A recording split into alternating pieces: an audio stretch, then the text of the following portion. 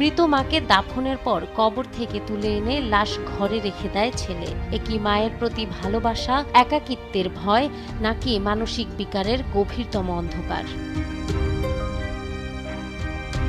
ঘটনাটি গাজীপুরের কালিয়াকৈরের ফুলবাড়িয়া ইউনিয়নের মেথাজুরি এলাকার।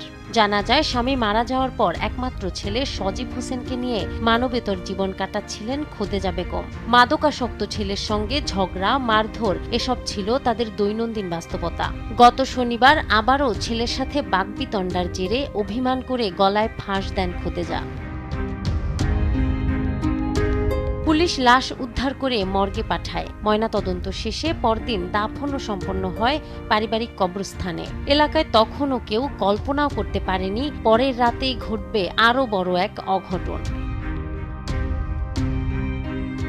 রাতের অন্ধকারে ছেলে সজীব কবর খুঁড়ে তুলে আনে তার মায়ের লাশ।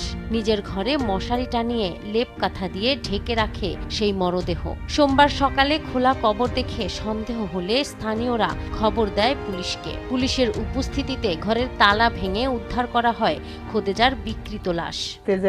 আমার মায়ের কবর গুলো উঠাইছি, মল্লং কিনবে বানিয়েছি, আমার মায়ের এই করেন লাগবো পরে যে খাতা কাপড় দিয়ে দেখে দিছে। ঘটনাটা আমি বাড়িতে পরে সকালে দেখি খালি মানুষজন আহে, হ্যাঁ কনে যাও যে মুইসার চালা খুদির লাশ বলে উঠাইয়া ঘরের ভিতর থুইছে। পরে আবার আমি আইছি, এই যে আইয়া দেখলাম যে কবর খুই দেয় লাশ ঘরের ভিতর ল্যাপ তোষক দিয়ে রেখে রাখছে। পুলিশের তৎপরতায় লাশ পুনরায় দাফন করা হলেও মাদকাসক্ত ওই যুবকের আচরণে স্থানীয়রা বিচলিত।